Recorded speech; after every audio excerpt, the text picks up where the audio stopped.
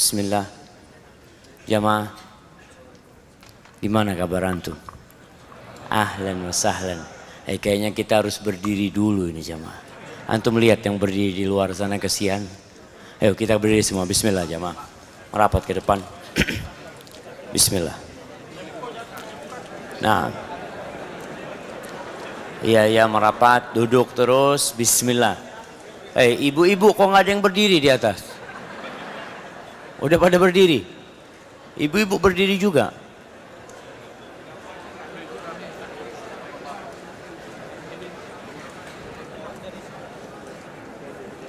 Itu ada di atas ibu-ibu.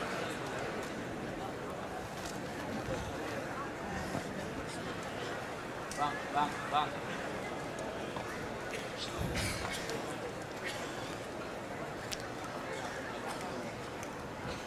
Alhamdulillahi Rabbil Alamin. Segala puji bagi Allah Azza wa Jal, Rabbul Alamin, yang senantiasa kita memohon dan meminta kepadanya. Yang berdiri di sana di belakang kosong itu. Ada tempat kosong di belakang? Ada itu. Nah, silakan masuk ke ini bukan acara foto-fotoan ini. Acara ceramah ini.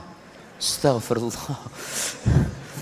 Jadi, ana baru dapat di salah satu kota sebelum Ustadz ceramah, itu panitia ngomong, yang mau foto Ustadznya silahkan. Kok baru ada di masjid seksi foto kayak gitu. Taruh fotonya, dengarkan ceramahnya Ustadz. Bismillah. Kok masih berdiri di sana? Itu kosong di belakang jemaah. Ada tempat kosong tuh. Ada tempat kosong, silahkan. Iya, itu dipanggil sama panitia. Panitia manggil tapi nggak pakai suara manggilnya. Iya, silahkan. Dikasih jalan, jangan duduk di pintu biar yang di luar bisa masuk.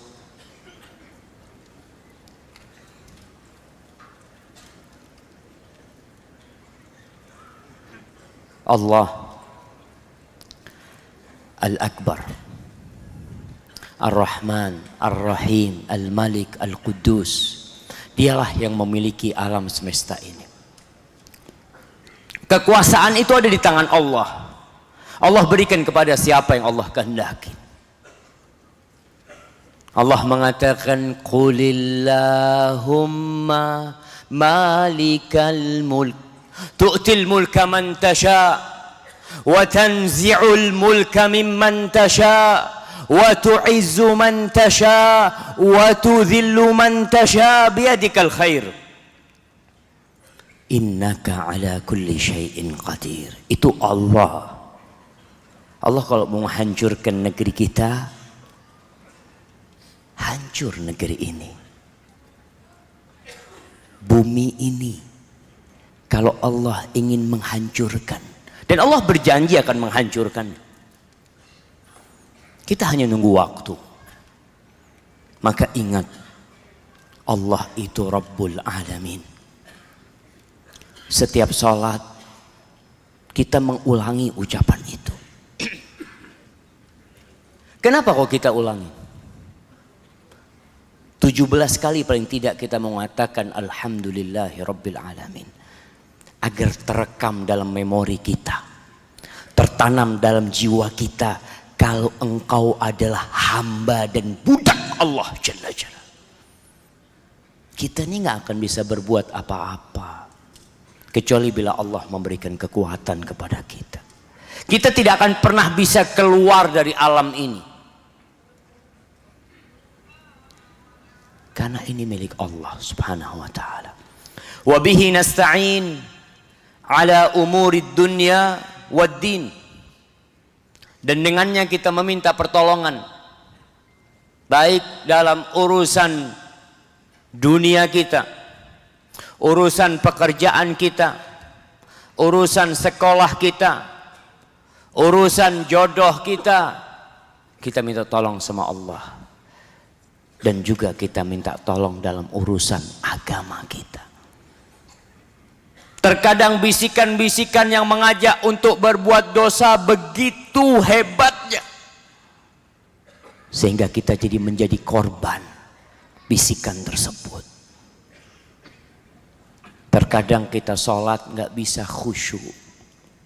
Sebagian datang kajian, tapi waktu kajian nggak bisa serius dengerin kajian. Sebagian terlalu serius sampai mimpi dalam kajiannya. Sampai tidur-tidur. Astagfirullahaladzim. Minta tolong sama Allah. Maka niatkan ketika antum datang. Antum sampai jam berapa mau berdiri di sana? Nggak apa-apa berdiri. Anak nggak suruh duduk. Mau berdiri nggak apa-apa antum. Masih ada tempat jamaah? Masih ada bagian belakang jamaah. Cuma memang nggak kelihatan ustadznya. Kita minta tolong jamaah supaya kita bisa beribadah dengan baik dan benar.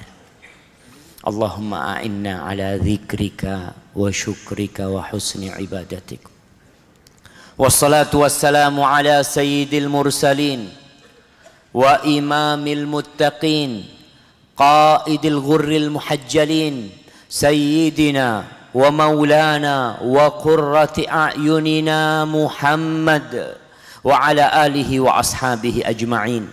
Salawat dan salam semoga senantiasa tercurahkan untuk baginda Nabi kita, untuk yang termulia di antara ciptaan Allah Jalla Jalaluh.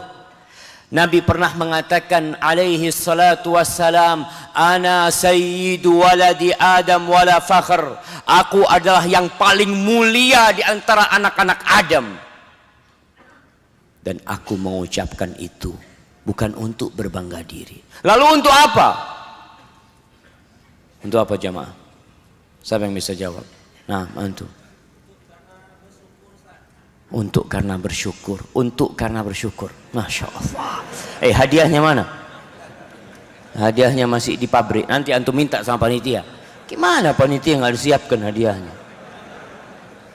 Ya, nanti datang habis sholat. Datang ke siapa? Pak Zul tanggung jawab. Nah, untuk bersyukur.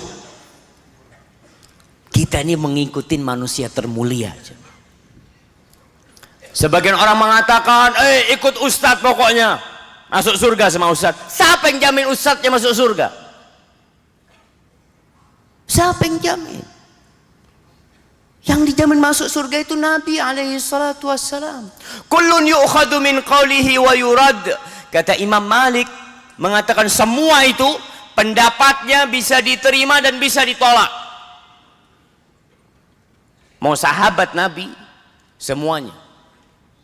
Mau para imam yang 4, Al-Imam Abu Hanifah, Al-Imam Malik, Al-Imam Syafi'i, Wal-Imam Ahmad bin Hanbal, dan semua guru-guru ustadz-ustadz, yu'khadhu min qawlihi wa yuraddu. Pendapatnya bisa diterima dan bisa ditolak. Karena itu pendapat manusia. Illa sahibu hadzal qabr, kecuali ini yang dikubur di tempat ini. Itulah Rasulullah sallallahu alaihi wasallam yang kita harus ikutin ucapan beliau. Kita ini mengikuti Nabi alaihi salatu. Kalau ingin selamat, orang-orang yang mengaku cinta kepada Allah, Allah mengatakan qul in kuntum tuhibbunallah fattabi'uni yuhibbukumullah. Kalian kalau ngaku cinta sama Allah, maka ikutin aku, kata Nabi SAW. Pasti Allah cinta sama kalian. Dosa-dosa kalian akan diampuni sama Allah. Amma ba'd. Ahibati fillah. Pada malam tanggal berapa? Tanggal 20 kita. Tanggal berapa? Tanggal 19 kita. Jumadal Akhirah. Betul. Tanggal berapa? 1440. Hadiahnya ambil lagi. Lah nggak ada hadiah di sini. Masjid besar kayak gini nggak punya hadiah. Mana ceritanya? Tenang, 2 orang sudah. Biar panitia punya utang sekali-kali. Kita akan membahas tentang buruk sangka. Tentang sebuah perasaan yang ada dalam diri kita yang terkadang datang tanpa diundang. Dan terkadang dia mengakar kemudian menjadi perbuatan. Kita sering dengar ucapan suudzon, ya, buruk sangka. Apa arti buruk sangka? Al-Imam Al-Mawardi mengatakan suudzon adamu thiqah biman huwa laha ahl. Kita nggak percaya sama seseorang yang pantasnya dia dipercayai. Dia pantas untuk dipercayai, tapi antum nggak percaya sama dia. Ibnu Qayyim mengatakan apa sih yang disebut suudzon? Huwa imtila'ul qalbi bidzununi sayyi'a bin nas. Beliau mengatakan penuhnya hati dengan prasangka-prasangka buruk kepada manusia, sehingga itu keluar di lisannya dan tampak dalam perbuatannya. Ada suudzon sama Allah Jalla Jalaluh, buruk sangka kepada Allah. Itu yang akan kita bicarakan. Terkadang antum merasa kayaknya anak nggak pantas dapat musibah ini. Kenapa kok fulan dapat musibah, fulan yang banyak dosanya nggak dapat musibah? Kenapa itu terjadi ya Allah? Antum suudzon sama Allah. Seakan-akan Allah nggak bisa ngurusin alam semesta ini. Terkadang hujan turun, kita mengatakan aduh hujan lagi, hujan lagi. Kenapa antum mengatakan itu? Ucapkan Allahumma sayyiban nafi'an, ya Allah jadikan hujan yang bermanfaat. Seperti itu seorang muslim. Ketika mendung, kemudian angin bertiup dengan kencang. Kadangkala dalam hati kita, ya aduh ada apa lagi nih? Kok ada apa lagi? Siapa yang ngurus alam semesta ini? Allah itu alimun hakim. Rasulullah SAW ketika mendapati angin kencang bertiup, beliau mengatakan kepada sahabatnya, innar rih min rauhillah, ta'ti bi'adzabin wa ta'ti bi rahmah. Angin itu dari rahmat Allah. Kadangkala dia datang dengan rahmat, kadangkala dia itu datang dengan azab. Dia itu salah satu tentara-tentara Allah. Fala tasubbur rih, jangan pernah mencela angin itu, kata Nabi SAW. Terus apa yang dilakukan hamba ketika melihat seperti itu? Nabi nyuruh kita, fasalullaha min khairiha wasta'idzu min syarriha. Kalian mohonlah kepada Allah kebaikan angin ini, berlindung dari keburukannya. Di beberapa tempat kita lihat angin itu menghancurkan kampung jemaah. Dan pemerintah negeri itu tidak bisa berbuat apa-apa. Oleh karena itu Nabi nyuruh kita minta, Allahumma inni as'aluka min khairiha wa khairi ma fiha wa khairi ma ursilat bihi. Ya Allah, aku minta kebaikan yang ada di sini, yang ada di dalamnya, dan kebaikan untuk apa dia dikirim sama dirimu. Dan berlindung, wa'udzubika min syarriha wa syarri ma fiha wa syarri ma ursilat bihi. Aku berlindung kepadamu dari keburukannya dan keburukan yang ada di dalamnya dan keburukan yang dia dikirim untuknya. Kita jangan suudzon jemaah sama Allah Jalla Jalaluh. Di surah Ali Imran ayat 154. Yang bawa HP ada Qur'annya, buka sekarang. Surat Ali Imran ayat 154. Kita supaya nggak ngaji kuping doang jemaah. Kadang kala antum terlalu serius ngaji kuping sampai tidur akhirnya. Udah dapat. Kalau yang ada yang punya HP nggak ada Qur'annya, buang HP-nya itu. Allah, WhatsApp ada, YouTube ada, Quran. Ana Ustaz kalau baca Quran pakai Al-Quran, tidak pakai HP. Tapi itu yang kita bawa kemana-mana. Udah dapat. Allah mengatakan ini kisah pada waktu perang Uhud. Di mana kita tahu para sahabat Nabi pada waktu itu sempat melakukan kesalahan. Sehingga kesalahan itu menimbulkan kekalahan. Dan kekalahan itu menimbulkan luka yang dalam di diri para sahabat. Allah mengatakan, "Thumma anzala 'alaikum min ba'dil ghammi amanatan nu'asan yaghsha ta'ifatan minkum." Kemudian Allah menurunkan setelah kesulitan yang ditimpa para sahabat, kesedihan, kegalauan mereka, dengan kondisi yang mereka hadapin, mereka dalam kondisi penuh kekhawatiran, Allah kirim ngantuk sebagai rasa aman buat mereka. Itu buat orang yang beriman. Sampai sebagian sahabat di medan perang lagi pegang pedang nih jamaah, tidur jamaah. Jadi kalau ngantuk di medan perang itu rahmat jamaah. Tapi kalau ngantuk waktu kajian, nulis pulpennya sampai jatuh ya. Sampai jatuh. Ini pedangnya jatuh. Karena biasanya orang dalam kondisi tegang itu nggak bisa tidur. Berapa banyak kita lihat kalau antum tegang malam itu nggak tidur antum, ketakutan. Tapi Allah kirimkan kepada para sahabat Nabi. Sebagian sahabat Nabi subhanallah, mereka ngantuk sampai tertidur. Wa ta'ifatun qad ahammathum anfusuhum. Tapi ada sebagian kelompok yang mereka kebingungan dengan diri mereka sendiri, sehingga mereka tidak tidur. Yadhunnuna billahi ghairal haqq dhannal jahiliyah. Mereka berprasangka kepada Allah prasangka yang tidak benar. Prasangkanya orang-orang jahiliyah. Apa prasangka mereka? Mereka mengatakan, oh, apa Nabi akan terbunuh? Allah tidak akan menolong kita. Allah tidak akan membantu kita. Umat Islam akan kalah, akan habis, dibantai oleh orang-orang musyrikin. Allah akan mengecewakan hamba-hambanya. Engkau berprasangka seperti itu. Nih orang-orang munafikin. Orang-orang munafik yang beranggapan Allah tidak akan menolong hambanya. Nggak bisa tidur mereka. Yaqulun hal lana minal amri min syai'.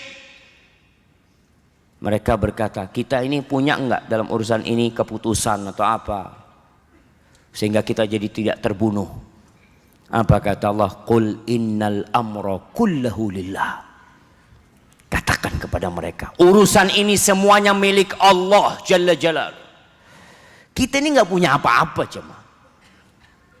Dalam kondisi suka, duka, sulit, mudah, kita senantiasa mengatakan lahul mulku wa lahul hamdu. Milik Allah kepemilikan. Pekanbaru ini milik Allah. Sumatera ini milik Allah. Yukhfuna fi anfusihim ma la yubduna lak. Mereka menyembunyikan sesuatu di hati mereka yang tidak mereka tampakkan kepada mereka. Yaquluna law kana lana minal amri syai' ma qutilna hahuna. Kalau kita punya urusan, kita punya ketentuan, kita punya keputusan, kita nggak akan terbunuh di tempat ini. Siapa mereka? Antum nih siapa sih? Merasa punya kewenangan menentukan nasib antum. Mati nggak mati, kalau anak nggak kesana, anak nggak mati. Sebagian orang mengatakan itu, sehingga dilarang seorang muslim mengatakan andai kata, andai kata. Lalu apa kata Allah? Qul law kuntum fi buyutikum la barazal ladzina kutiba alaihimul qatlu ila madaji'ihim Katakan kepada mereka, kalau kalian di rumah kalian, tiduran di atas ranjang kalian, kalau Allah tentukan kalian terbunuh, bakal mati di rumah itu. Nah, kita nggak bisa lari dari ketentuan Allah Subhanahu wa taala. Lalu Allah katakan, waliyabtaliyallahu ma fi sudurikum waliyumahhisa ma fi qulubikum wallahu alimun bidzatis sudur. Allah berbuat demikian. Kenapa Allah kadangkala bikin kondisi-kondisi yang menakutkan jamaah, yang menegangkan? Sekarang negeri kita atau negeri tetangga atau di negeri mana kadangkala dibikin dalam kondisi yang mencemaskan. Ada banyak masalah dan problematika. Kenapa Allah berbuat demikian? Sebagaimana yang terjadi pada waktu perang Uhud. Allah ingin menguji apa yang ada dalam dada kalian. Antum pikir semua yang hadir di masjid ini orang beriman? Nggak ada yang munafik. Kita sedang santai di sini, duduk bersama-sama, menikmatin Masya Allah AC yang dingin. Dingin jamaah. Anak kok keringetan tapi jamaah. Nggak kelihatan jamaah. Tapi ketika kondisinya mencemaskan, dikasih kesulitan, nampak yang tersembunyi dalam hati, oh fulan ternyata munafik, pengkhianat. Kapan kelihatan itu? Ketika ada musibah yang datang, Allah akan tampakkan. Awalnya di dalam hati, mungkin dia punya perkumpulan-perkumpulan tersembunyi. Orang munafik di masa Nabi SAW, ana sering ingatkan, mereka itu bermakmum di belakang Nabi SAW. Nabi ceramah SAW di atas mimbar khutbah Jumat, mereka hadir mendengarkan. Kalau mereka berbicara, Allahu Akbar. Wa yaqulu tasma' liqaulihim, omongannya manis, indah, mengesankan, membuat orang takjub dengan ucapannya. Munafik ada. Akan nampak jamaah perjalanan hidup itu Allah bikin menunjukkan orang-orang yang munafik. Allah mengatakan Allah tuh maha mengetahui isi hati kita. Ahibati fillah, Allah jelaskan akibat buruk sangka. Kalau kita buruk sangka, apa yang akan kita dapatkan?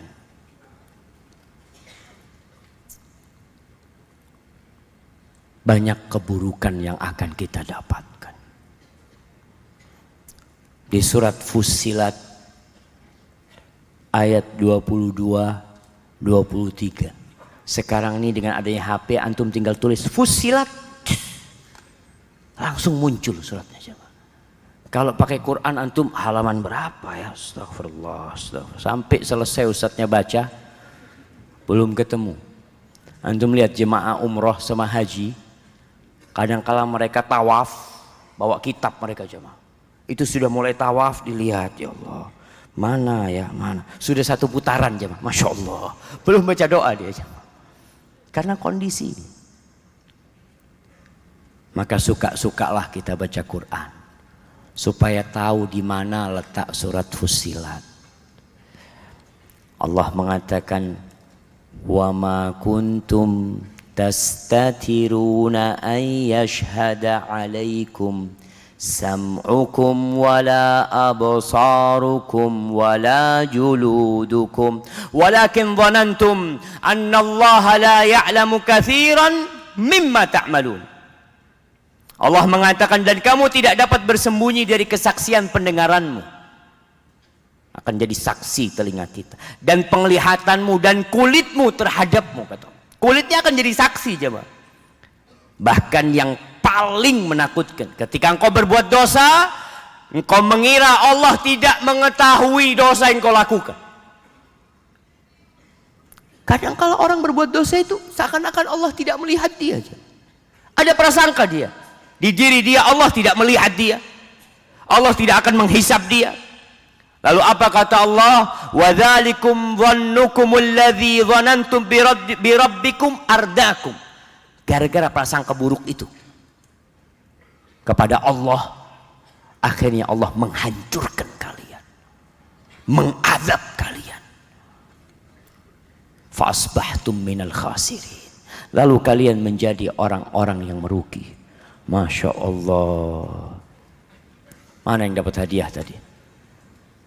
Kirim ke belakang. 1. Masya Allah. 2. Belakang ada 1 di sana. Ya, kasih. Kirim aja, Bang.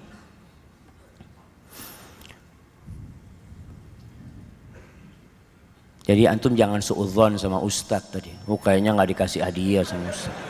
Ternyata dapat hadiah. Kita tadi suudzon sama panitia, ternyata jemaah. Astagfirullah, afan. Jemaah rahimakumullah. Allah tuh akan mengazab orang-orang yang buruk sangka sama Allah. Sebagian, Ustadz, anak ini udah sholat tiap malam tapi jodohnya nggak datang-datang, Ustadz. Gimana sih Allah ini? Hati-hati ngomongnya. Allah tuh tidak pernah ingkar janji. Allah itu mengatakan, ud'uni astajib lakum. Kalian minta sama aku, pasti aku kasih yang kalian minta. Itu janji Allah. Allah mengatakan, wa idza sa'alaka ibadi anni fa inni qarib. Kalau hamba-hambaku bertanya kepadamu tentang aku, maka sesungguhnya aku dekat, kata Allah. Ujibu da'watad da'i idza da'ani. Aku kabulkan permintaan orang-orang yang meminta kepadaku kalau dia minta sama aku. Janji Allah itu pasti. Kalau ada perasaan di diri antum, oh kok kayaknya doa anak tidak dikabulkan, antum harus suudzon sama diri antum sendiri. Karena Allah nggak pernah ingkar janji. Di sini terkadang terjadi suudzon. Ustadz, anak ini udah puasa Senin Kemis, Ustadz. Anak sudah bertakwa, Ustadz, kepada Allah. Bukankah Allah berfirman, wa man yattaqillah yaj'al lahu makhrajan wa yarzuqhu min haitsu la yahtasib. Allah janji, katanya yang bertakwa Allah akan kasih jalan keluar. Anak sudah resign dari tempat kerja anak. Sampai sekarang anak nggak dapat pekerjaan. Masya Allah. Ada suara apa jemaah? Antum suudzon. Anak nggak dapat kerjaan, Ustaz. Anak udah bertakwa, anak tinggalkan yang haram. Mana solusinya? Tunggu dulu. Allah tuh mau nguji kita. Engkau itu ikut aturan Allah apa ikut hawa nafsumu?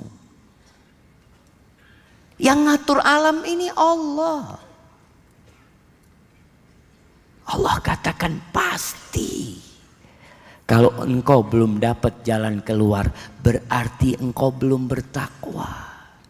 Tambah takwanya lagi. Kok belum, Ustaz? Tambah takwanya lagi. Kok belum, Ustaz? Terus tambah takwamu. Dan jangan tanya kok belum. Katakan pasti datang. Subhanallah jamaah. Lihat di surat Al-Fatah ayat 6. Allah menceritakan tentang manusia-manusia yang suka buruk sangka sama Allah. Allah mengatakan wa yu'adzibal munafiqina wal munafiqat, dan dia Allah mengadab orang-orang munafik yang laki-laki dan munafik yang perempuan. Jangan dipikir munafik cuma orang laki. Ibu-ibu di atas dipikir semuanya beriman, mudah-mudahan. Tapi terkadang ada 1-2 yang munafik. Yang enggak lah Ustaz, masa pakai jilbab Ustaz munafik? Jemaah, Abdullah ibn Abi Mulaika, seorang tabi'in yang mengatakan adraktu thalathina min ashabi Muhammadin sallallahu alaihi wasallam, aku berjumpa dengan 30 dari sahabat Nabi, berjumpa dengan Aisyah, berjumpa dengan Abu Hurairah, dengan Abdullah bin Umar, Abdullah bin Abbas, sahabat-sahabat yang hebat. Kulluhum yakhafu ala nafsihi nifaq, semuanya takut di diri mereka ada sifat kemunafikan. Lalu kita merasa aman dari sifat munafik. Allah mengazab laki-laki yang munafik, wanita-wanita yang munafik, wal musyrikina wal musyrikat, dan laki-laki yang musyrik dan wanita yang musyrik, adh-dhannina billahi dhanna saw, mereka yang biasa buruk sangka kepada Allah Jalla Jalaluh. Seakan-akan Allah tidak akan memberikan rizki, tidak akan memberikan kemenangan kepada umat Islam. Seakan-akan penciptaan ini tidak ada hikmahnya, hanya main-main belaka. Apa kata Allah? Alaihim dairatus saw, mereka akan mendapatkan giliran azab yang buruk buat mereka. Lingkaran keburukan akan berangkat ke sana. Wa ghadiballahu alaihim. Ibnu Qayyim menjelaskan, Allah itu mengazab orang-orang yang buruk sangka kepada Allah dengan azab yang hampir tidak ada di perbuatan lainnya. Pertama, Allah akan memberikan azab keburukan buat mereka. Yang kedua, wa ghadiballahu alaihim, Allah murka kepada mereka. Yang ketiga, wala'anahum, Allah laknat mereka. Cukup? Nggak cukup. Wa'adda lahum jahannam wasa'at masira, dan Allah mempersiapkan buat mereka neraka jahanam, dan itu seburuk-buruknya tempat kembali. Itu buruk sangka sama Allah. Gimana buruk sangka dengan hamba Allah? Dosa juga. Kalau berbicara buruk sangka, suudzon kepada orang yang zahirnya baik. Antum melihat orang itu suka ke masjid, lalu dalam hati, kayaknya riya orang ini. Astaghfirullahaladzim. Antum tahu dari mana? Dan itu terjadi, jangan. Oh, kayaknya dia cari popularitas kayaknya. Oh, kayaknya dia cuma cari duit saja. Allah mencela di surat Al-Hujurat ayat 12. Allah mengatakan, ya ayyuhalladzina amanu ijtanibu katsiran minadh-dhann, wahai orang-orang yang beriman, yang dipanggil hanya yang beriman, yang pura-pura beriman, tutup kupingnya. Hanya yang beriman, jemaah. Kenapa sih Allah sering panggil kita ya ayyuhalladzina amanu? Allah mau kasih berkah buat kita. Allah ingin memberikan lentera buat kita untuk menuju kepada Allah Jalla Jalaluh. Jalan menuju Allah itu gelap, jamaah, diperlukan cahaya. Menuju ke surga itu memerlukan lampu kita, supaya kita tidak terjerumus. Ketika Allah memanggil ya ayyuhalladzina amanu, Allah mau kasih lampu buat kita, kasih pelita cahaya supaya antum kelihatan mana yang baik, mana yang buruk, mana lobang, mana ada ular, ada kalajengking kau harus melompatinya, dan jalan melanjutkan menuju kepada Allah Jalla Jalaluh. Allah mengatakan ijtanibu katsiran minadh-dhann. Udah mau masuk azan. Baik, kita dengarkan azan dulu, jamaah. Masya Allah, ini AC-nya nggak bisa ditambahin dikit lagi.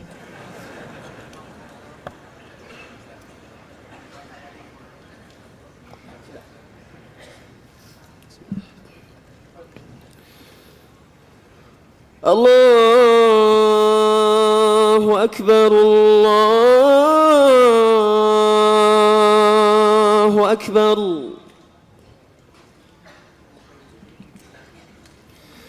الله أكبر الله أكبر أشهد أن لا إله إلا الله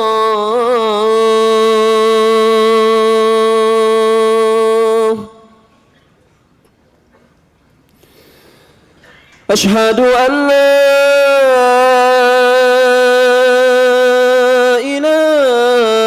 إله إلا الله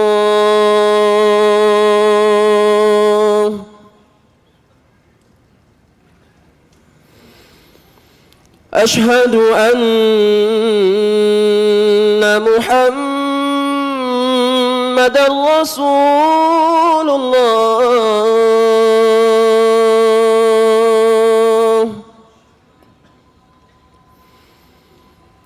أشهد أن محمدًا رسول الله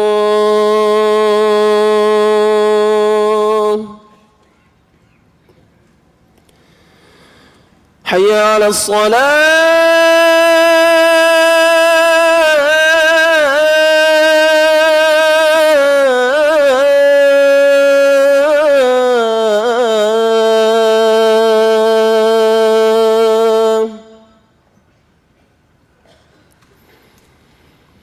حي على الصلاة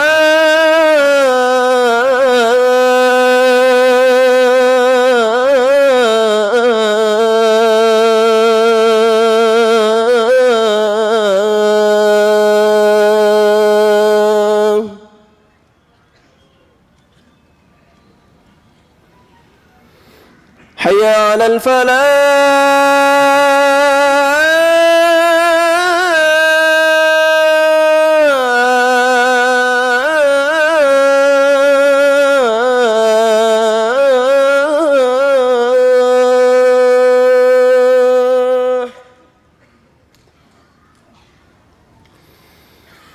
حي على الفلاح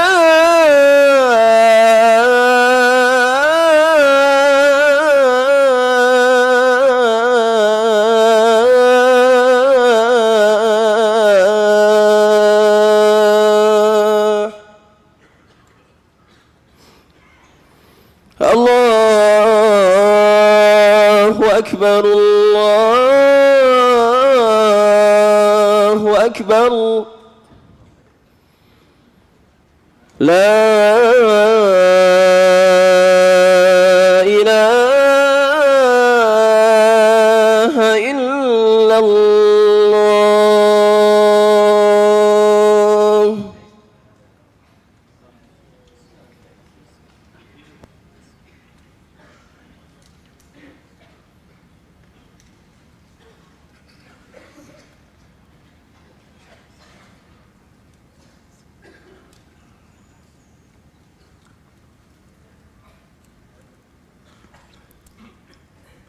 Allahumma salli wa sallim ala nabiyyina Muhammad.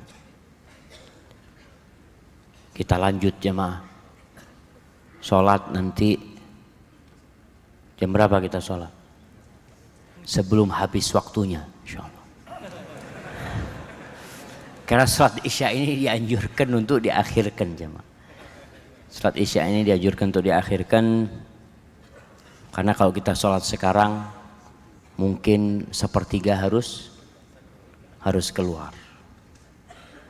Maka kita lanjutkan dulu, selesai kajian nanti baru kita sholat insyaallah. Baik, kembali kepada surah Al-Hujurat ayat 12. Allah mengatakan ijtanibu katsiran minadh-dhann. Kalian hindari kebanyakan prasangka. Dalam hadis Nabi SAW mengatakan iyyakum wadh-dhann fa inna dhanna akdzabul hadis.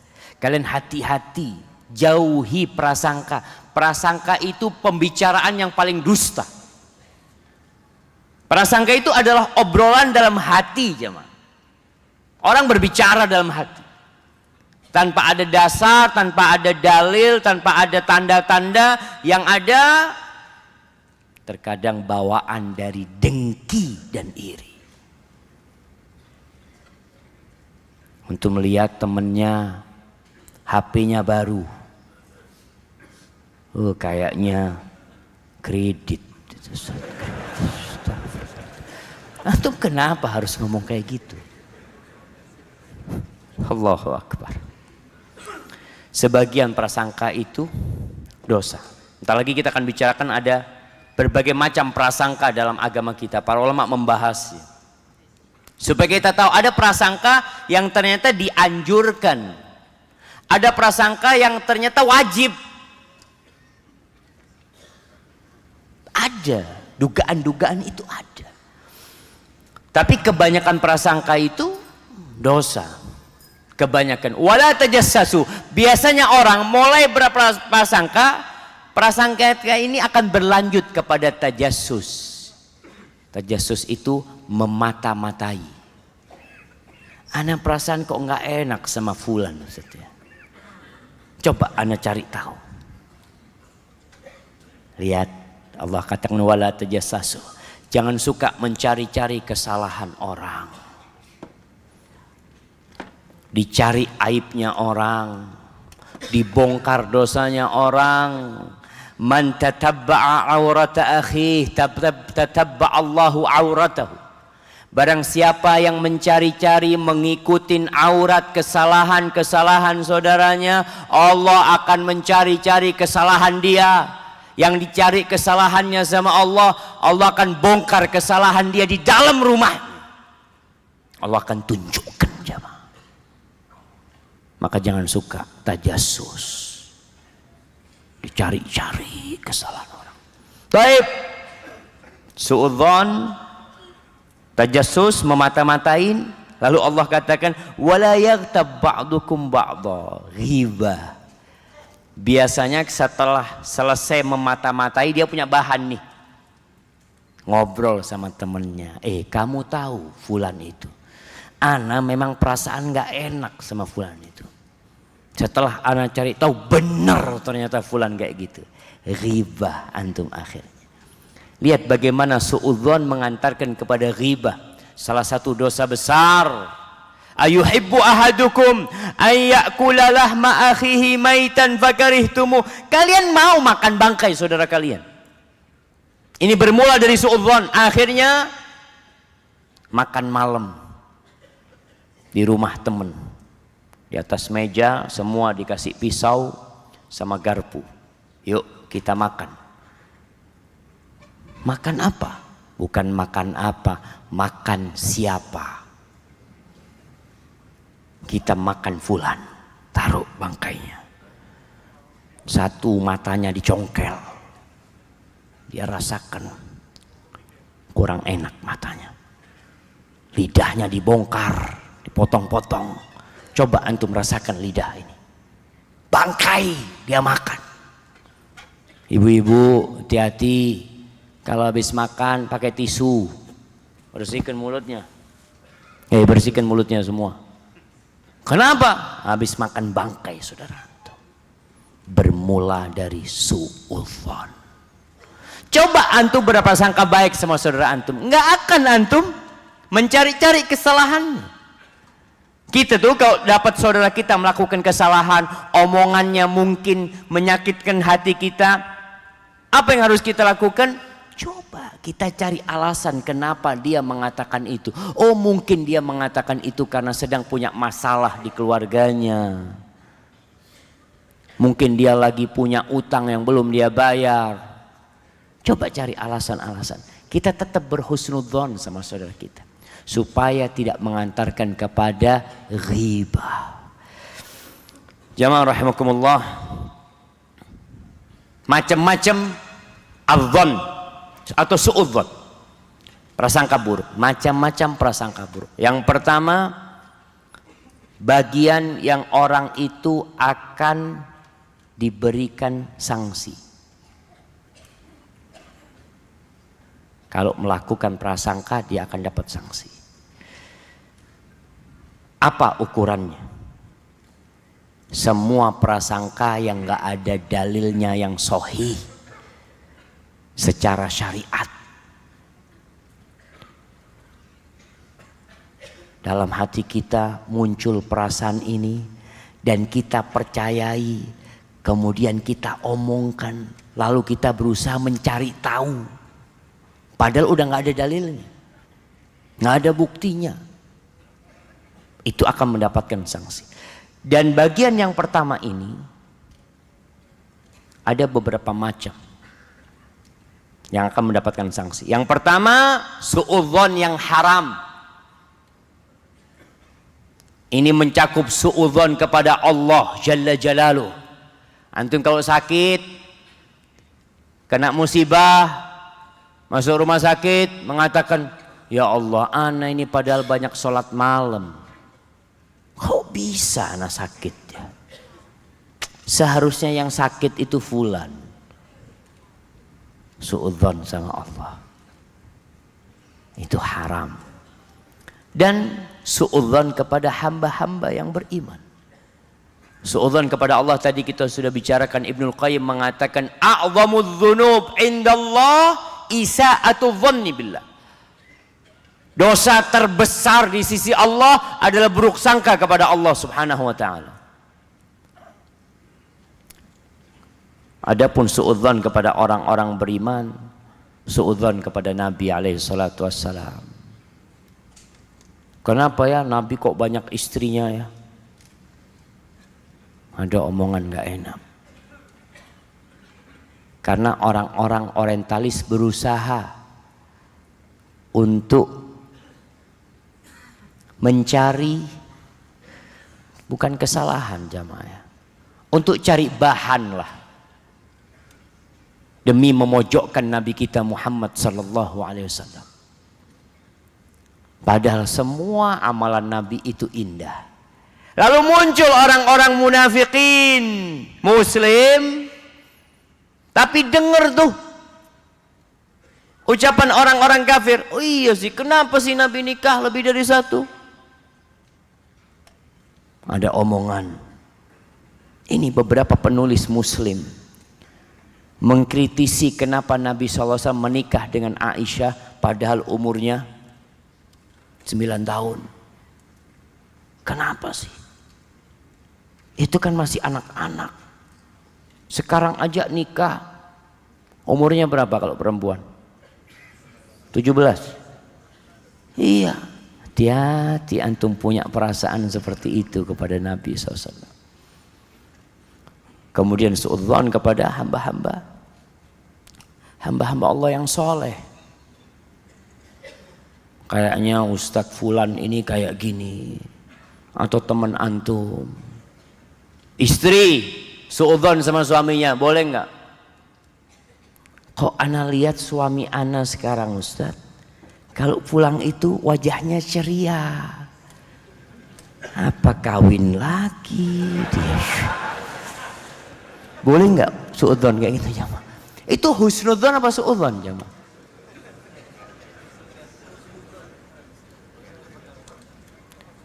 Husnudzon apa suudzon? Istri mengira suaminya kawin lagi. Husnudzon apa suudzon? Husnudzon. Husnudzon. Kalau mengira suaminya berzina, suudzon. Boleh berarti Ustaz ya kita husnudzon sama suami. Husnudzon nggak apa-apa. Baik sangka kan. Kadang-kala istri melihat kok lain gelagatnya suami ya. Kalau dia berbuat baik nggak apa-apa. Kalau berbuat dosa ya lain lagi. Tapi ingat kalau orang dohirnya baik. Tapi kalau memang suaminya bukan orang baik, peminum, nggak sholat, lain lagi kita suudzon. Memang dia orang nggak benar. Maka yang kedua ada suudzon yang boleh. Suudzon yang boleh. Ini mencakup suudzon kepada orang yang memang sudah terkenal keburukannya. Dia bukan orang baik-baik di masyarakat, berbuat dosa terang-terangan, suudzon kepada orang kafir, maka nggak apa-apa. Kalau memang nampak dia itu bukan orang baik. Namun Syekh Ibn Utsaimin rahimahullahu taala mengatakan jangan sampai hal ini membuat kita memata-matai dia juga. Ya udahlah, ini orang nggak benar, hati-hati. Yang ketiga, suudzon yang dianjurkan. Gimana suudzon dianjurkan? Para ulama menjelaskan, Abu Hatim Al-Busti dia menceritakan tentang suudzon yang dianjurkan apabila antara kita sama orang yang memang memusuhi kita. Orang itu memang memusuhin kita, dengki sama kita, baik dalam urusan agama atau urusan dunia. Adalah orang-orang yang nggak suka sama antum. Antum buka warung, tahu-tahu pagernya rusak, lampunya putus. Kenapa? Karena sebelah juga buka warung juga, dan memang sudah ada angin nggak enak. Maka di sini kita ya harus berhati-hati dengan orang seperti itu. Artinya suudzon kita ini mengantarkan kita supaya kita tidak santai menghadapi orang yang nggak suka sama kita. Kadangkala kita perlu menghadapi orang seperti itu dengan senyuman. Senyum sama orang yang nggak suka sama kita. Assalamualaikum. Waalaikumsalam. Oh, nampak nih jamaah. Ana berjumpa ada orang-orang yang nggak suka sama kita, yang memang berusaha untuk menghalangi dakwah umpamanya. Dan nampak sekali mereka. Kita nggak masalah kalau ada gelagat yang nggak enak, kemudian kita suudzon, memang orang ini benci sama kita dan berusaha melakukan makar-makar kepada kita. Maka perlu berhati-hati menghadapi mereka. Kemudian yang keempat, suudzon yang wajib.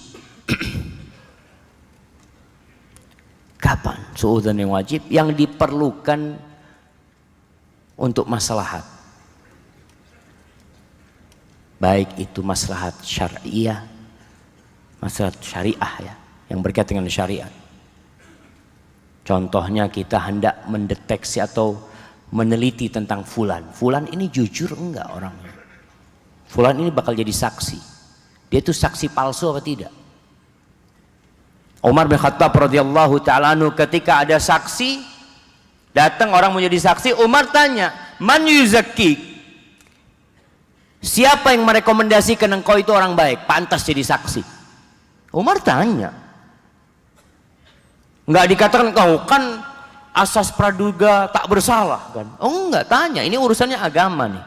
Saksi itu harus orang yang adil dan jujur. Bukan saksi yang dikasih uang kemudian dia memberikan kesaksian. Maslahatnya seperti Umar tanya, "Man yuzakkik?" Siapa yang memberikan rekomendasi kepadamu? Ada satu orang mengatakan, "Ana ya Amirul Mukminin." Aku. Lalu Umar bertanya, "Hal safarta ma'ahu?" Enggak diterima langsung oleh Umar. Ditanya lagi, "Engkau pernah enggak safar sama dia? Melakukan perjalanan sama orang ini?"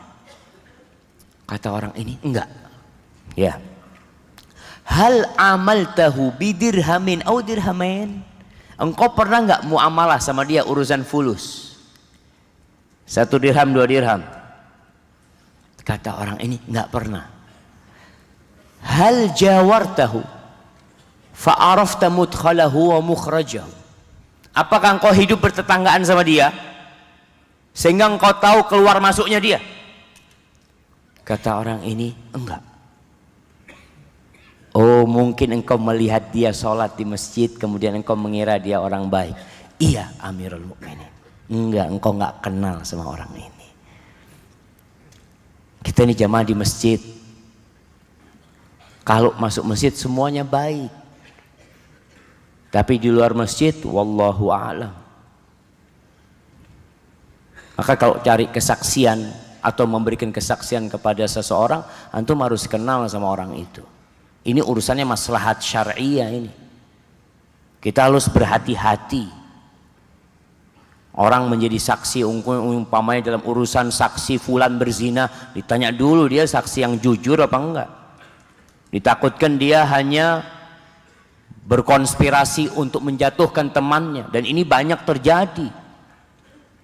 Kita lihat sekarang nggak suka sama fulan, ya Allah laporkan, ana jadi saksi. Ditanya apakah benar dia saksinya. Itu termasuk suudzon yang wajib dalam urusan ini jamaah. Dampak buruk dari suudzon, apa yang akan ditimbulkan gara-gara perasaan buruk di diri kita? Para ulama menjelaskan penyebab terjadinya kesyirikan, penyebab terjadinya bid'ah, penyebab terjadinya kesesatan itu adalah suudzon. Baik suudzon kepada Allah atau suudzon kepada Nabi alaihi salatu wassalam. Kata Ibnul Qayyim, asyirku wa ta'tilu mabniyani ala su'idzanni billah. Kesyirikan itu dan menafikan sifat-sifat Allah itu dibangun di atas suudzon kepada Allah. Ada orang yang masih minta kepada lautan, minta kepada gunung. Apakah Allah minta itu? Kenapa engkau lakukan itu? Oh, kalau kita tidak melakukan ini, Allah tidak akan menolong kita. Suudzon sama Allah. Kalau cuma berdoa aja minta, Allah tidak akan kabulkan. Suudzon sama Allah engkau. Padahal Allah tidak minta itu. Muncul kesyirikan akhirnya. Li'anna syirk hadmun li haqqi rububiyah. Kata Ibnul Qayyim, syirik itu adalah memakan hak rububiyah Allah. Allah yang menciptakan, Allah yang memiliki. Kemudian engkau melakukan kesyirikan. Wa tanqisun li 'azamatil ilahiyah, dan ini bentuk pelecehan terhadap kebesaran Allah sebagai Tuhan. Wa su'udzan bi rabbil alamin, dan itu su'udzan kepada Rabbul alamin. Oleh karena itu Nabi Ibrahim alaihissalam, apa yang beliau katakan kepada kaumnya dari orang-orang musyrikin ketika mereka menyalahkan atau mengajak Nabi Ibrahim untuk menyembah berhala-berhala mereka? Kata Nabi Ibrahim di surat Shaffat ayat 86-87, aifkan alihatan dunallahi turidun. Kalian itu mau nyembah siapa? Kedustaan, berhala-berhala dari selain Allah yang kalian bikin. Fama dhannukum bi rabbil alamin. Kemudian gimana prasangka kalian kepada Allah Rabbul alamin? Itu orang melakukan kesyirikan jemaah. Kemudian Al-Maqrizi mengatakan, i'lam annaka idza ta'ammalta jami' tawaifidh dhalal wal bid'ah, engkau kalau merenungkan sekte-sekte yang sesat dan ahli bid'ah, wajadta asla dhalalihim rajian ila syai'in. Asal usul kesesatan mereka itu berasal dari dua hal. Salah satunya adh-dhannu billahi dhanna saw, berprasangka buruk kepada Allah Subhanahu wa taala. Emangnya Nabi tidak menjelaskan semua yang kita perlukan dalam kehidupan ini sehingga antum perlu menambah-nambah syariatnya? Ada yang mengatakan, Ustaz sekarang jilbab itu udah nggak wajib lagi Ustaz. Zaman dulu di Arab itu panas, jadi perempuan supaya nggak kelihatan hitam jadi pakai jilbab. Kalau hawanya dingin nggak perlu Ustaz. Hati-hati orang yang menambah-nambahin syariat Allah Subhanahu wa taala. Salat Isya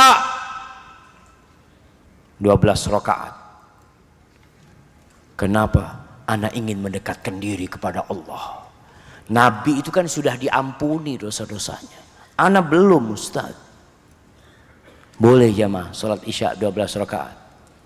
Haji, ada sebagian kelompok liberal yang mengutak-ngatik haji. Kenapa sih haji kok sekali setahun merepotkan umat? Kenapa haji itu kok nggak bulan Syawal haji, bulan Dzulqa'dah haji, bulan Dzulhijjah haji? 3 kali lah. Kan Allah mengatakan al-hajju ashhurun ma'lumat. Haji itu dilaksanakan pada bulan-bulan yang sudah diketahui. Kan 3 bulan haji. Udahlah. supaya ya antrian Indonesia lebih cepat. Bikinlah haji bulan Syawal. Itu suudzon. Seakan-akan yang bikin syariat ini nggak ngerti dengan kondisi manusia. Seharusnya diganti. Na'udzubillah min dzalik. Kemudian yang kedua jamaah, suudzon itu menghadirkan laknat Allah. Tadi sudah kita baca ayatnya yang di surat Al-Fatah ayat 6, dilaknat, dimurkain Allah Subhanahu wa taala buat orang-orang yang suka suudzon. Yang ketiga, suudzon itu melahirkan akhlak-akhlak yang buruk.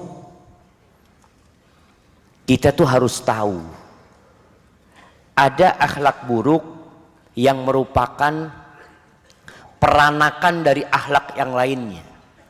Gimana supaya akhlak buruk ini tidak hadir? Putus mata rantainya. Ghibah itu muncul dari mana? Dari suudzon. Memata-matain muncul dari mana? Dari suudzon sama saudaranya. Ibnu Abbas mengatakan al-jubnu wal bukhl. Pengecut, sifat pengecut dan sifat bakhil, kikir. Wal hirs dan ambisi. Ambisi apa aja? Gharaizu su'in, dia itu adalah insting-insting buruk, yajma'uha kulluha su'udhanni billah azza wajal, yang mengumpulkan semuanya karena dia buruk sangka kepada Allah. Kenapa antum nggak mau sedekah? Allah janji loh, antum sedekah 1 juta diganti berapa? Ganti berapa sama Allah? 10 juta. Paling enggak lah 10 kali lipat. Kalau Allah mau, Allah kasih 700 kali lipat. Percaya enggak? Tapi kenapa antum enggak keluarin fulusnya? Ustaz, imannya masih kurang. Suudzon sama Allah. Seakan-akan Allah enggak akan kasih ganti buat antum. Itu orang-orang yang pelit. Sifatnya ini, pelit ini, kikir, bermula dari suudzon sama Allah. Rasulullah sallallahu alaihi wasallam mengatakan tentang 2 malaikat yang tiap pagi turun. Yang satu mengatakan Allahumma a'ti munfiqan khalafan.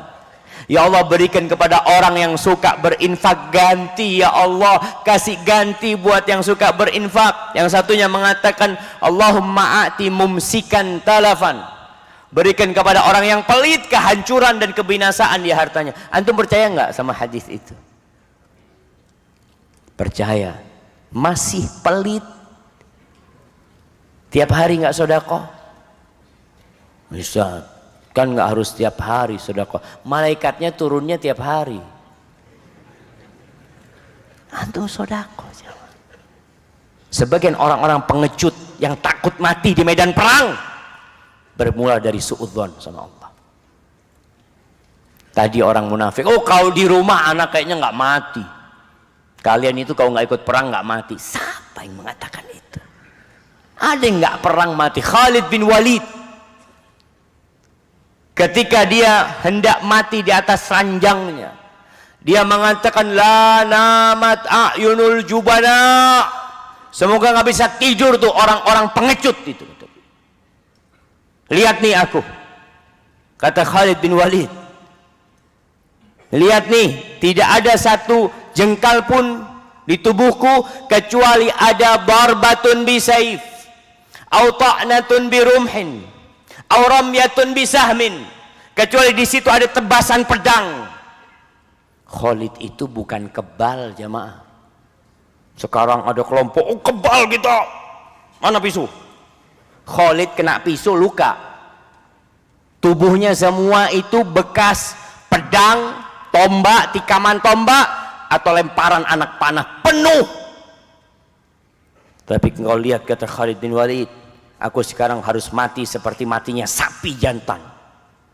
Tidak mati di medan perang, mati di atas ranjang. Kenapa masih ada yang pengecut? Takut ada. Kematian itu sudah ditentukan. Antum mau di medan perang, mau di atas kasur, di atas ranjang. Jadi sifat-sifat hiris, ambisius. Itu juga karena suudzon sama Allah. Takut, karena kau nggak seperti ini nggak akan dapat. Kata siapa nggak akan dapat? Ada orang yang masya Allah rizkinya tidur diketok pintunya. Kau yakin nggak sama Allah? Subhanallah jemaah, kalau bicara rizki itu jemaah. Ada orang yang nggak ambisi dikasih rizki, yang ambisi nggak dapat. Ibnu Qayyim mengatakan asyuh fahuwa khuluqun dzamim. Sifat kikir itu akhlak buruk, yatawalladu min su'idzan. Lahirnya dari suudzon. Wa dha'fin nafs, dan jiwa yang lemah. Wa yamudduhu wa'du syaitan, ditambah lagi janji-janji setan. Apa janji setan? Asyaitanu ya'idukumul faqra wa ya'murukum bil fahsya. Wallahu ya'idukum maghfiratan minhu wa fadla. Setan tuh selalu nakut-nakutin antum. Antum sedekah, antum sedekah gimana? Nanti anak-anak antum makan apa? Iya ya. Mau sedekah 100.000? Aduh iya betul. Ganti 2.000 lah, yang penting sedekah. Itu ada bisikan-bisikan antum suudzon, takut jemaah. Kemudian yang keempat, orang yang suudzon biasanya amalnya akan buruk. Allah mengatakan wadzalikum dhannukumul ladzi dhanantum bi rabbikum ardakum. Hasan al-Basri ketika membaca ayat ini tuh, gara-gara prasangka kalian yang kalian sangka kepada Allah, itu yang menghancurkan kalian, membinasakan kalian. Apa kata Hasan al-Basri? Innama amalun nas ala qadri dhununihim bi rabbihim. Amalan manusia itu bergantung dengan prasangka mereka kepada Rabb mereka. Fa amal mu'min fa ahsana billahi dhann fa ahsanal amal. Orang mukmin itu berbaik sangka kepada Allah, maka amalnya baik dia.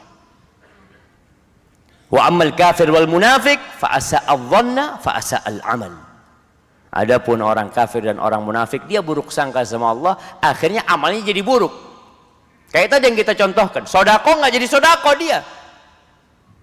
Kenapa? Karena dia kan suudzon, udah takut nggak dikasih ganti sama Allah. Coba dia husnudzon sama Allah Subhanahu wa taala. Dan Allah mengatakan, "Ana inda dhanni 'abdi bi falyadhunna bi ma syaa." Kata Allah, aku tuh bergantung dengan prasangka hambaku kepada aku, kata Allah. Hendaklah hamba kau itu berprasangka semaunya dia. Semaunya dia. Antum berprasangka, ya Allah, doaku insya Allah dikabulkan sama Allah. Allah itu maha baik, Allah kabulkan insya Allah. Tapi antum mengatakan, aduh kayaknya nggak dikabulin doa. Kayaknya ana sampai mati nggak kawin kayaknya. Antum suudzon. Ketika antum husnudzon, amal antum akan jadi baik, jemaah. Akan jadi baik. Kemudian yang kelima, suudzon ini menimbulkan permusuhan dan dengki di dalam hati. Ya kita lihatlah, orang kalau sudah suudzon ketemu sama orang itu jadi nggak nyaman sudah. Kemudian yang keenam, suudzon itu mengantarkan kita kepada mencari-cari kesalahan umat Islam, seperti tadi yang kita sudah bahas. Yang ketujuh, suudzon itu yang menjadi pemicu permasalahan di dalam rumah tangga. Suami suudzon sama istrinya, pasang kamera tersembunyi. Dia mau lihat istrinya ini ngapain. Istrinya tahu kalau suaminya pasang kamera tersembunyi. Sama istrinya diputus kabelnya. Oh, kata saya, oh betul berarti ini. Jangan jamaah. Bagi para wanita, ketika suami di dalam kamar, suami itu milikmu. Milikmu. Keluar kamar, milik Milikmu dan milik anak-anak, keluarga. Keluar pintu rumah, milik siapa? Milik orang banyak. Nah, dia mungkin seorang pekerja, seorang bos, banyak urusan sama dia. Jadi ketika suami sampai rumah, sudah ini suamiku, nggak perlu engkau bongkar-bongkar HP-nya. Ada wanita-wanita yang ingin tahu apa yang ada di HP suaminya. Soalnya kadang-kala suaminya pegang HP sambil tersenyum-tersemunyum. Aduh. Nanti tidur, dia ambil HP-nya. Dia lihat ternyata di password. Alhamdulillah pinter istrinya. Ternyata pakai fingerprint. Apa? Suaminya tidur ditaruh tangannya. Ya, bongkar sekarang kau. Astagfirullahaladzim. Mungkin ada SMS yang salah masuk. Mungkin ada SMS memang dia punya istri lagi. Oh Ustaz. Loh kan halal jamaah, kita bicara ini jangan cari masalah. Husnuzon sama suami. Betul, ada seorang syekh subhanallah ya. Syekh itu cerita, ada yang telepon, Anda dengarkan sendiri. Ada seorang wanita telepon, Syekh, Ana ini suami Ana tuh poligami, Syekh. Terus apa yang terjadi dengan dirimu? Syekh tanya. Sejak Ana tahu berita itu, sebenarnya suami Ana sembunyi-sembunyi, Syekh. Tapi Ana tahu hidup Ana hancur, Syekh. Syekh tanya, siapa yang menghancurkan hidupmu? Ditanya sama Syekh. Siapa? Ya engkau sendiri kan? Iya Syekh. Aku sampai berangkat ke psikiater, minum obat, mau tidur, nggak bisa tidur, macam-macam. Permasalahannya dari ya bongkar-bongkar HP-nya suami. Mulai dari sana. Selama yang lakukan suami itu bukan dosa, ya sudahlah, tutup mata. Nggak bisa seperti itu, Ustaz. Tutup mata gimana? Ini harus diselesaikan urusannya. Dia atau aku?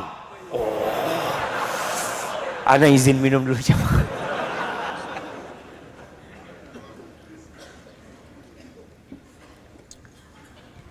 Kata Ibnul Qayyim rahimahullahu ta'ala, beliau mengatakan al-ghairatu madmumatun minha, ada kecemburuan yang tercela. Di antaranya kecemburuan yang membawanya untuk su'udzon. Fayu'dhi bihal muhibbu mahbubahu. Orang yang mencintai akhirnya menyakiti kekasih dia sendiri. Gara-gara su'udzon itu. Wa yughri alaihi qalbahu bil ghadab. Dan dia penuhi hatinya dengan amarah kepada kekasihnya sendiri. Wa hadhil ghairah yakrahuha Allah idza kanat fi ghairi riba. Dan kecemburuan seperti ini itu dibenci sama Allah kalau tanpa alasan yang benar, tanpa ada hal yang memang harus dia suudzon. Antum pernah lihat Rasulullah SAW marah kepada Aisyah, pada suatu malam Nabi SAW itu mengendap-endap. Dia lihat Aisyah tidur, Nabi keluar dari rumah, diambil sandalnya.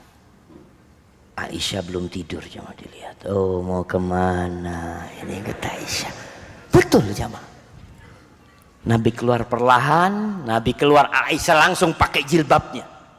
Diikutin Nabi jamaah. Diikuti. Sampai ternyata Nabi SAW berangkat ke kuburan Baqi. Dilihat Nabi berdoa di sana, lihat Nabi berdoa, Aisyah langsung pulang jamaah. Dikejar sama Nabi SAW. Kalau Aisyah pelan, Nabi pelan. Aisyah cepat, Nabi cepat juga. Sampai masuk rumah. Sampai rumah ngos-ngosan Aisyah. Oh, ya biasa orang kalau habis lari kan. Lalu Nabi mengatakan, ya Aisyah, apakah engkau masih suudzon sama aku? Tabi'aki syaitanuki, engkau diikutin syaitanmu. Ditepuk dadanya Aisyah radhiyallahu ta'ala oleh Nabi alaihi salatu wassalam. Kayaknya cuma cemburu yang nggak tepat gitu loh. Aisyah berpikir Nabi mungkin berangkat ke tempat istrinya yang lain. Padahal malam itu malam milik Aisyah. Nabi cerita, Aisyah, tadi tuh Jibril datang minta aku untuk ke Baqi. Aku pikir engkau udah tidur, nggak ingin aku membangunkan dirimu. Itu wanita kayak gitu jemaah. Antum pikir Aisyah nggak cemburu? Istri Nabi itu kecemburuannya Allahu Akbar. Sampai ribut di depan Nabi SAW. Itu datang Zainab bintu Jahsh ke rumah Nabi SAW.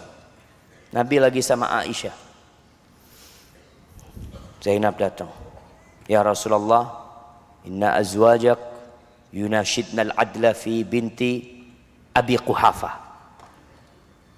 Wahai Rasulullah, istri-istrimu menuntut keadilan dalam urusannya. Nih, cucunya Abu Quhafah. Nggak dibilang anaknya Abu Bakar, namanya nggak disebut. Itu sama Zainab dicaci maki Aisyah sama Zainab. Nabi itu diem doang jemaah. Ini istrinya ribut di depan Nabi SAW. Aisyah nggak jawab. Dia tunggu ada isyarat dari Nabi boleh jawab. Oh, Nabi ngasih isyarat boleh jawab jemaah. Dibalas sama Aisyah sampai kering lisannya Zainab, nggak bisa jawab.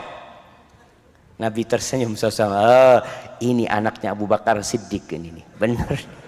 Ini istrinya ribut cuma seperti itu. Makanya kecemburuan yang tanpa alasan itu yang tercela. Gara-gara suudzon kembali cuma. Kemudian yang ke-8, suudzon itu melemahkan kepercayaan kita kepada orang-orang beriman. Akhirnya kita jadi nggak percaya sama orang. Semua dilihat aculah, pada nggak benar semuanya. Enggak lah, ada yang benar. Yang ke-9 itu termasuk perangkap-perangkap setan yang memasukkan ke dalam dosa-dosa besar yang lainnya. Maka coba selamatkan diri kita. Kemudian yang terakhir, yang ke-10 itu penyebab sakit hati. Antum melihat orang-orang munafik waktu perang Uhud nggak bisa tidur, gara-gara suudzon. Dan kita itu memang subhanallah jemaah. Anak kadang kalah sama teman-temannya. Ada teman mau ke toilet, bawa tas. Anak ngomong tasnya taruh sini. Anak ngomong, antum masa takut tasnya nggak anak jagain? Oh ya Ustaz, anak taruh Ustaz, kata dia. Husnudzon jemaah. Supaya kita jadi nggak sakit hati. Antum masuk toilet, tasnya anak pegang, mikir, dibuka enggak tas anak ya sama Ustaz itu. Antum jadi astagfirullahaladzim. Tapi jemaah, hindarilah suudzon. Berusahalah kita untuk husnudzon sama Allah Subhanahu wa taala. Husnudzon, Allah itu mengampuni dosa-dosa kita. Husnudzan, Allah Subhanahu wa taala melihat tatkala kita berbuat dosa dan Dia akan memberikan hukuman kepada kita tatkala kita tidak bertobat kepadanya. Husnudzan kepada orang-orang beriman yang zahirnya memang orang-orang baik. Tapi kalau orang-orang itu pelaku dosa, ya beda lagi kita suudzan sama mereka. Barakallahu fikum. Mungkin kita masuk ke sesi tanya jawab. Masya Allah. Tunggu, ini kuning-kuning apa ini jamaah? Bisa dicoba? Bismillah. Alhamdulillah. Antum nggak boleh iri sama ustadznya jamaah. Itu ustadznya kasih minuman, masa kita nggak dikasih ustadz? Paling nggak antum melihat ustadznya minum, ya berbahagialah jamaah. Bismillah ustadz. Apakah setelah kita bertobat dari dosa ghibah, pahala-pahala kita masih ditransfer terhadap orang yang kita ghibahin dulu, Ustaz? Sehingga pada hari kiamat kita menjadi orang yang bangkrut. Kita tahu tobat dari ghibah yang berurusan dengan manusia itu nggak cukup hanya menyesalin, nggak cukup dengan meninggalkan, nggak cukup dengan niat tidak mengulangin. 3 syarat ini harus ditambah 1 syarat lagi, minta maaf sama orang tersebut. datang kepada orang itu.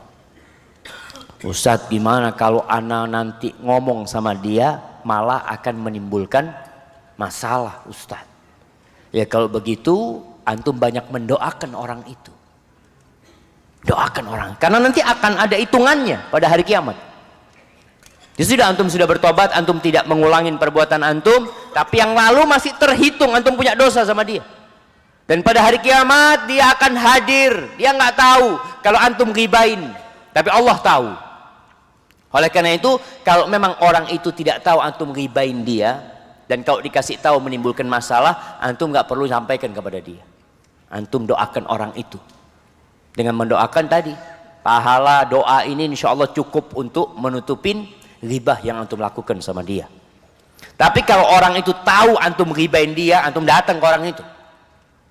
Karena dia tahu antum ghibain dia, antum datang minta maaf sama dia. Gimana Ustaz kalau dia mengatakan, ya afwan, urusannya nanti di padang mahsyar. Ya sudah, antum mengatakan, ya ana minta maaf. Kalau dia tidak memaafkan, insya Allah lah mudah-mudahan amalan ana cukup untuk menebus dosa ana. Ya sudah jemaah, itu hak dia tidak memaafkan kita jemaah. Kita persiapkan banyak doa buat dia, ya Allah doakan orang itu. Ketika nanti diminta kebaikan antum untuk bayar, insya Allah bisa antum lunasin jemaah. Hadza wallahu a'lam bishawab. Apabila kita golput dalam pemilihan presiden, ada syubhat yang mengatakan kalau kita tidak memilih maka suara akan didominasi kafir, dan apabila presiden pilihan mereka yang naik maka Syiah akan merajalela dan Islam akan hancur. Apakah ini bentuk suudzon kepada Allah Ta'ala juga Ustaz? Jamaah, tadi suudzon itu akan menimbulkan amal buruk.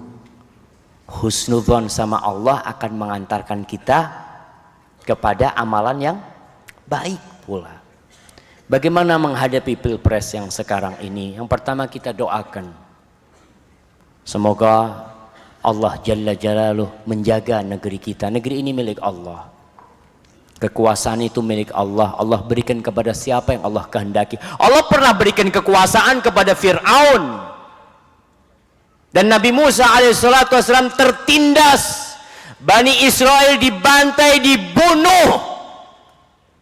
Kenapa kok nggak Allah bikin Nabi Musa yang berkuasa? Allah tidak ditanya tentang apa yang dia lakukan.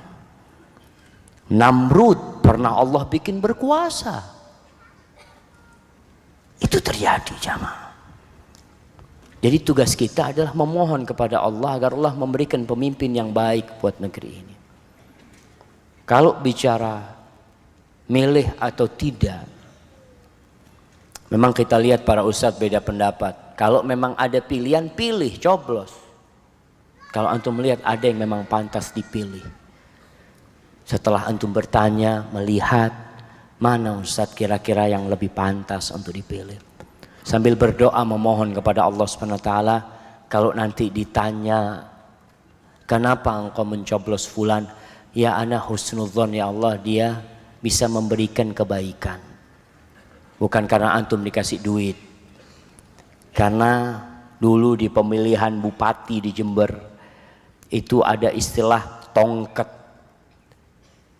Waktu itu ada 2 calonnya, pilih nomor 1 dapat 50.000 waktu itu. Seperti itu. Untuk akan ditanya sama Allah Subhanahu wa taala. Maka kalau bicara milih, ya ana rasa kalau memang ada yang pantas dipilih, dipilih. Tapi kalau dua-duanya sama aja Ustaz, kata dia, ana capek mau datang kemana?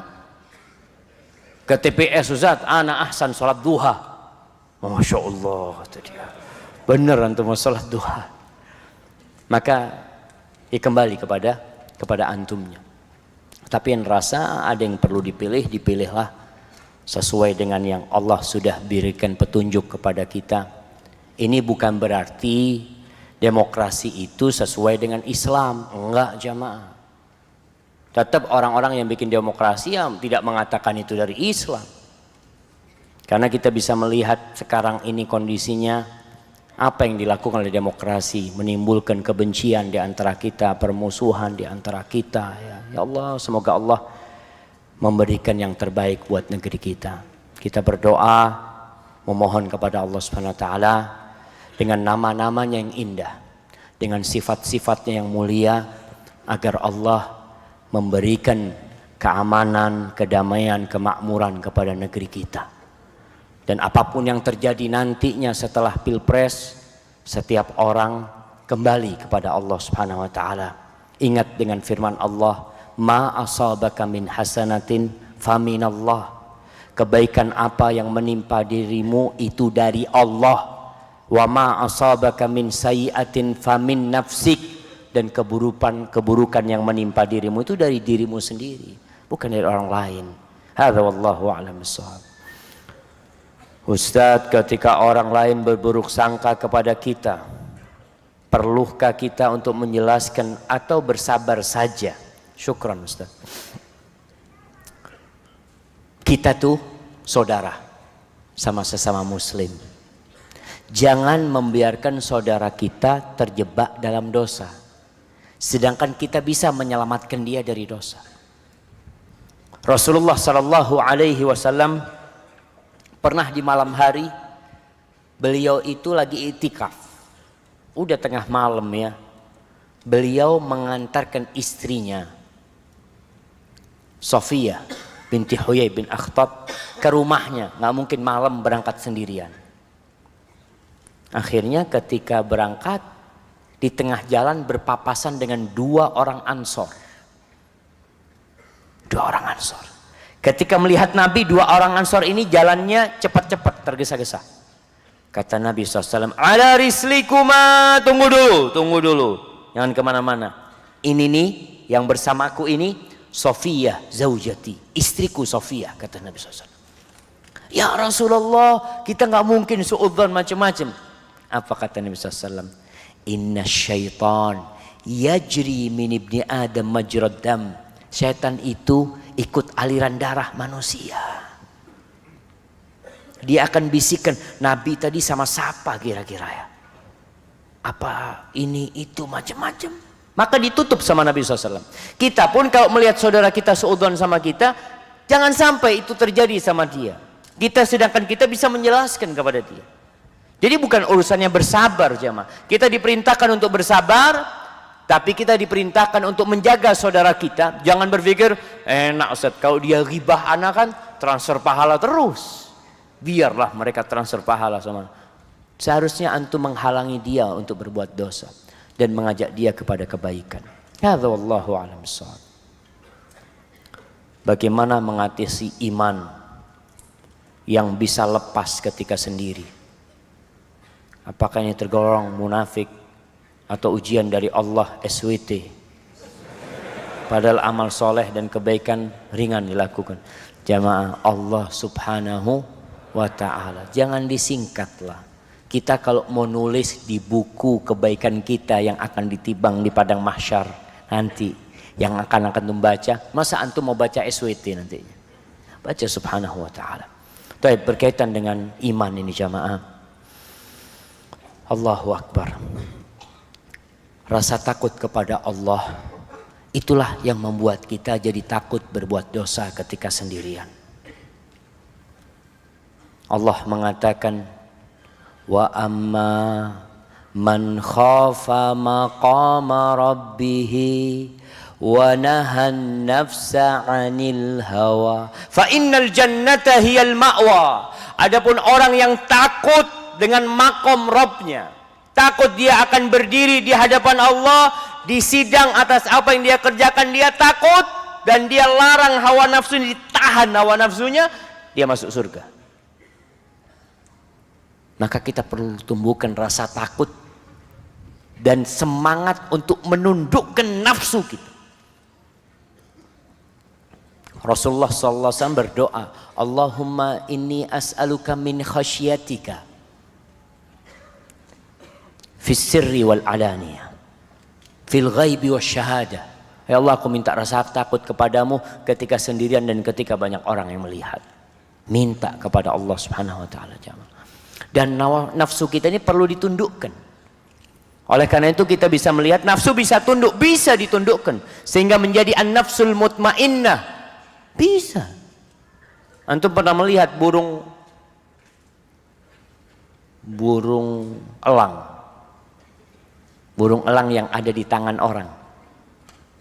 Kok bisa burung elang itu dilemparkan terbang, nanti datang ke sini lagi? Padahal dia burung yang biasanya ada di puncak-puncak gunung sana, tinggalnya di pohon-pohon yang tinggi. Bagaimana sekarang ada di tangan, tunduk sama kita, jiwa kita bisa seperti itu? Bagaimana caranya? Membiasakan. Itu karena biasa di tangan orang, dikasih makan, biasakan. Jiwa kita pun seperti itu. Biasakan berbuat baik, ketaatan, biasakan menjauhi. Ketika perasaan ingin berbuat dosa datangkan kebesaran Allah pada diri kita. Perlahan-lahan antum itu akan meninggalkan dosa dengan bantuan Allah, dengan izinnya tentu saja. Hadza wallahu a'lam bishawab. Tolong nasihatin ana dan semua jamaah di sini, Ustaz. Ana khawatir banyak yang terlalu ghulu dengan antum. Wah, gimana ghulu sama Ustaznya jamaah? Sampai-sampai banyak yang meninggalkan sunnah. Ajib. Sesudah sholat maghrib, para jamaah banyak yang menutup sutroh saudaranya yang akan melaksanakan sholat sunnah. Menutup sutroh saudaranya yang akan melaksanakan sholat sunnah. Tolong nasihati kami semua, Ustaz. Karena nggak paham jemaah.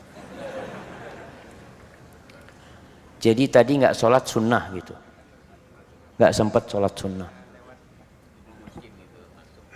Oh, karena mereka masuk dudukin jemaah. Ya memang masalahnya masjidnya kurang besar. Iya, antum husnudzon lah sama saudara antum. Antum jangan mengatakan hulu sama ustaz ini. Bukan hulu, memang dia itu takut nggak dapat tempat duduk. Karena antum bisa rasakan kalau berdiri. Enak nggak berdiri jamaah? Dari tadi kaki satu berdiri, kaki satu. Masya Allah jamaah. Iya ini. Yang jelas usahakan kita tetap menjaga sholat sunnah. Jadi antum pun ya nanti mungkin bisa diatur teknisnya gimana supaya habis sholat maghrib, kalau ba'diyah isya kan bisa di rumah. Tapi kalau tadi ba'diyah maghrib ya nggak bisa. Kita di sini melaksanakan. Jadi harapannya jamaah yang memang terlambat ya mungkin nunggu di luar, kemudian jamaah yang ada di dalam segera sholat sunnahnya. Zikir itu ada yang panjang, ada yang pendek. Yang pendek itu subhanallah 10 kali, alhamdulillah 10 kali, Allahu Akbar 10 kali. Boleh kalau memang kondisinya seperti ini. Antum, Ustaz, ana mau sampai selesai Ustaz, 33 kali, 33 kali, 33 kali, sama la ilaha illallah, sama ayat kursi, sama qul huwallahu ahad, qul a'udzu falaq, qul a'udzu binnas. Enggak mulai-mulai kajian kita jemaah. Akhirnya ketika orang mau masuk, antum mau sholat sunnah, mereka sudah masuk. Jadi usahakan kita mengerti kondisi yang ada. Jadi tatkala memang mau ada kajian dan jamaahnya banyak, maka usahakan kita mempercepat zikir kita. Mungkin seperti itu. Hadza wallahu a'lam bissawab. Apakah termasuk suudzon kepada Allah jika belum berani menikah? Kenapa antum nggak berani menikah? Nikah ini bukan pakai keberanian, tapi pakai kemampuan. Kan kata Nabi SAW, ya ma'syarus syabab, wahai kaula muda, bukan yang tua. Ini panggilan buat yang muda jamaah. Barang siapa yang mampu, yang memiliki kemampuan menikah, falyatazawwaj, segera menikah. Kenapa? Fa innahu aghaddu lil basari wa ahsanu lil farj. Karena menikah itu akan lebih membantu antum untuk menundukkan pandangan dan menjaga kemaluan antum. Yang nggak bisa, bukan takut jemaah. Yang nggak bisa maka puasa. Kalau takutnya kenapa? Takut umpamanya, ya Ustaz, takut nanti gajinya nggak cukup Ustaz. Takut nanti umpamanya anak di PHK dari tempat kerja anak. Ya ini jadi suudzon sama Allah. Tapi kalau antum takut, anak takut Ustaz, seperti sebagian orang, ini bicara nikah, ada yang bicara anak. Anak takut kalau punya anak banyak nanti gimana ngasih makan mereka? Yang ngasih makan itu bukan antum. Nahnu narzuquhum wa iyyakum. Kami, kata Allah, yang kasih rizki kepada anak-anak kalian, bukan kalian. Supaya faham kita, jangan sampai rasa takut tuh gimana nanti nambah anak Ustaz, gimana pendidikan anak. Ya Allah jamaah, didik anak itu gampang-gampang susah. Yang susah jadi gampang kalau Allah ingin memudahkannya. Ya kita bisa melihat ada orang punya anak 10, Masya Allah semuanya soleh, hafal Quran. Ada orang punya anak 1 di penjara, narkoba. 1 anaknya. Maka kita husnudzon sama Allah untuk masalah rizki. Jadi kalau yang antum takutkan rizki nanti, kalau antum melihat Ustaz ana belum punya ilmunya, belajar. Rasa takut ini bagus, karena takut nanti ada konflik dalam rumah tangga atau apa, ana tidak bisa menyelesaikan, antum belajar. Karena memang jamaah enak banget antum itu menikah. Nggak ada antum kalau mau jadi pekerja di sebuah toko sekarang, supermarket sekarang, ijazah apa yang diminta? SMA?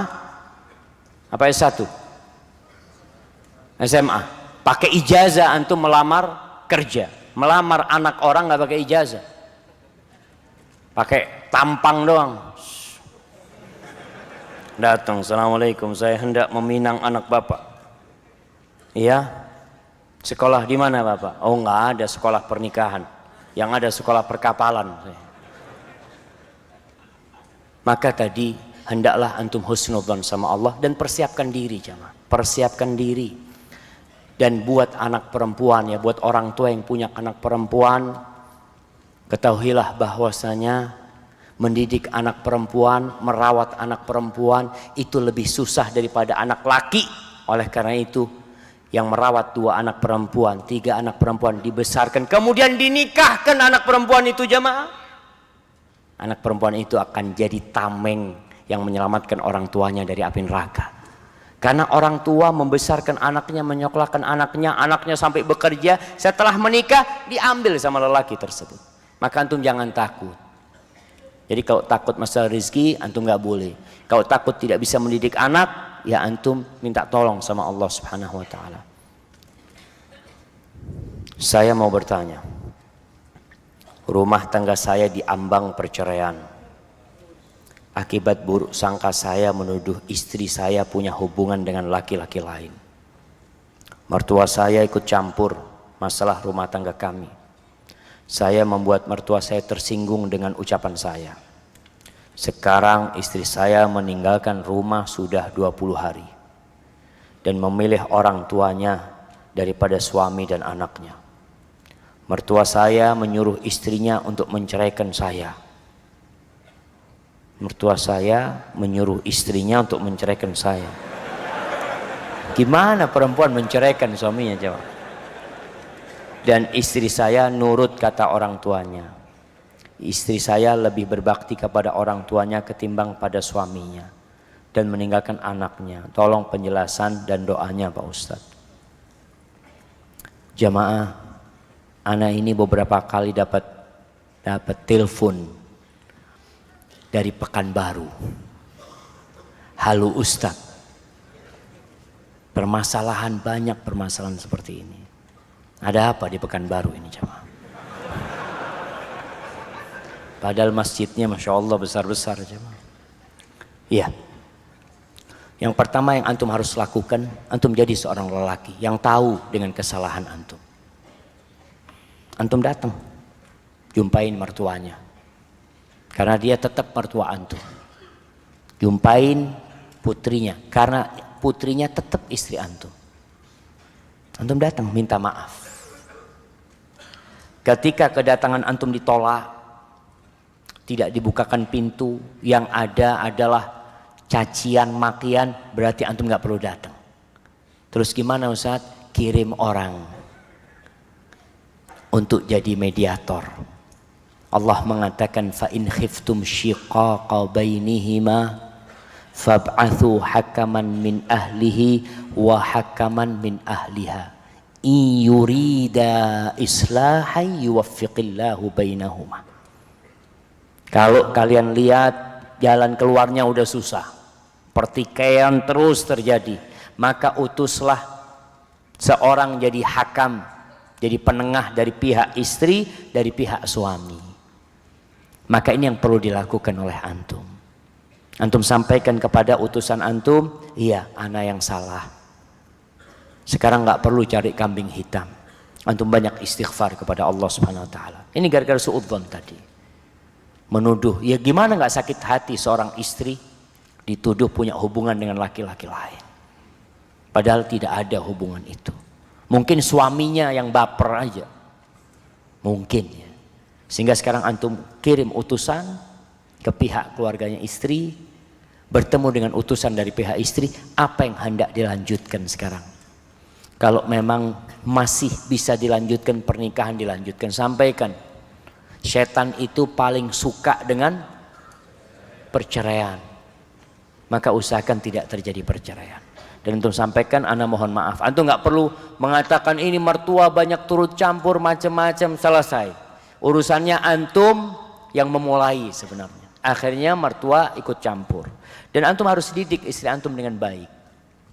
Dan buat para wanita, kalau ada masalah jangan cerita sama orang tuanya. Kesian orang tuanya. Sudah capek, lelah membesarkan anaknya, dibebani dengan masalah anaknya. Terus cerita kepada siapa? Ceritalah kepada orang-orang yang alim, kepada teman-teman yang solehah. Ceritakan kepada dia, mungkin dia bisa memberikan solusi. Karena masalah kalau sampai ke orang tua biasanya berat untuk kembali. Dan antum juga banyak sholat malam, istikharah, minta sama Allah. Karena kita nggak tahu jamaah, apakah kembalinya antum berdua sama istri antum itu baik buat antum dan anak-anak antum, atau perceraian itu yang baik buat antum nantinya. Hadza wallahu a'lam bishawab. Nah, baik, kita mau kasih hadiah. Tadi kita sebutkan ada suudzon yang diperbolehkan. Nah, fadhal.